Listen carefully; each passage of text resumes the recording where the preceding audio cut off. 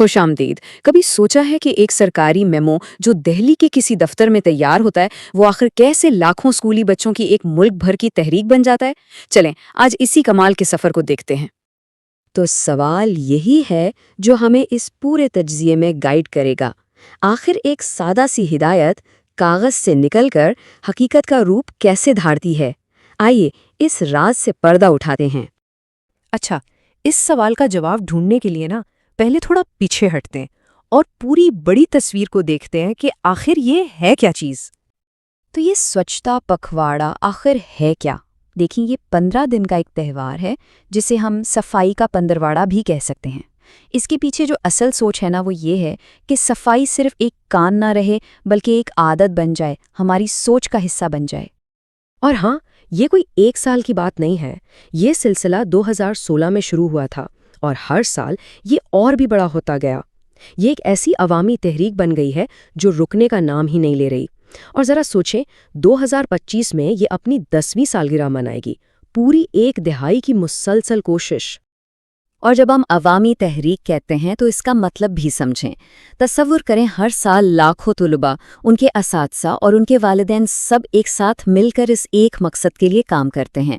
یہ صرف ایک اسکول ایونٹ نہیں رہتا، یہ ایک قومی جشن بن جاتا ہے۔ لیکن سوال یہ ہے، یہ ہوتا کیسے ہے؟ مطلب دلی میں بیٹھ کر ایک خیال سوچا جاتا ہے اور وہ ملک کے کونے کونے میں ہر اسکول تک پہنچ جاتا ہے۔ چلیں اس پورے چین آف کمانڈ کو ٹریس کرتے ہیں۔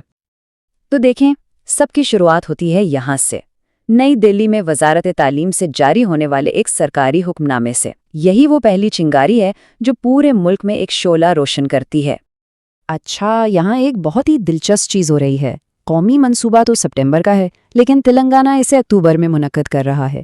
یہ کوئی غلطی نہیں ہے، بلکہ یہی تو اس سسٹم کی خوبصورتی ہے۔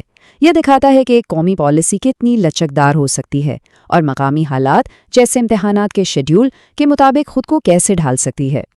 اور اس طرح جو پیغام دہلی سے چلا تھا وہ تلنگانہ پہنچ جاتا ہے۔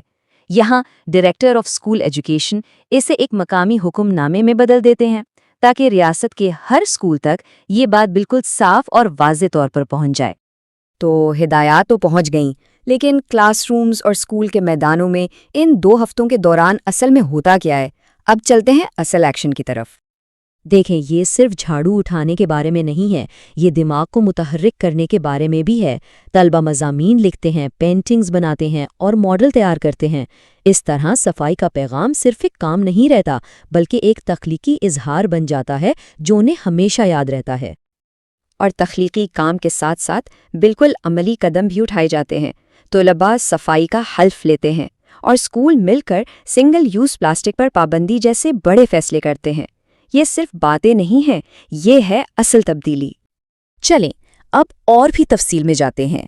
آخر تلنگانہ میں ان 15 دنوں کا ہر ایک دن کیسا نظر آتا ہے؟ یہ رہا ان کا روزانہ کا ایکشن پلان۔ اس شیڈیول کی تفصیل دیکھیں۔ ہر دن کا ایک خاص مقصد ہے۔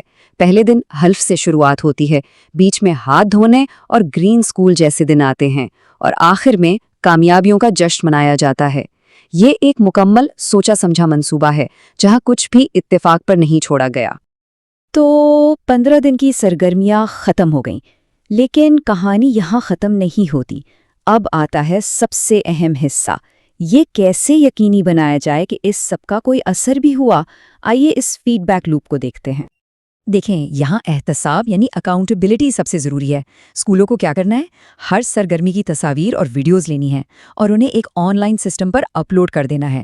ٹیکنالوجی کا کیا زبردست استعمال ہے جس سے یہ یقینی بنتا ہے کہ ہر اسکول جواب دہ ہے اور نتائج کو ماپا جا سکتا ہے۔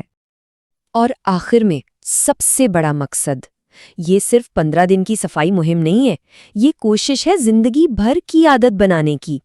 اصل کامیابی تو تب ہے جب پکھواڑا ختم ہو جائے، لیکن صفائی کی عادت وہ ہمیشہ ساتھ رہے۔ اور یہ سب سے خوبصورت حصہ ہے جب اردو ٹیچرز ایسوسی ایشن جیسی مقامی تنظیمیں خود آگے آ کر اساتذہ سے اس مہم کو کامیاب بنانے کی اپیل کرتی ہیں، تب احساس ہوتا ہے کہ یہ اب کوئی سرکاری حکم نہیں رہا، یہ ایک ایسی تحریک بن چکی ہے جسے لوگوں نے دل سے اپنا لیا ہے۔ تو ہم نے شروعات کی تھی ایک میمو سے اور پہنچے ہیں ایک پوری تحریک تک۔ یہ ہمیں سوچنے پر مجبور کرتا ہے کہ اگر ایک مشترکہ مقصد کے لیے لاکھوں ہاتھ ایک ساتھ اٹھ سکتے ہیں تو اس اجتماعی طاقت سے اور کیا کچھ ممکن نہیں۔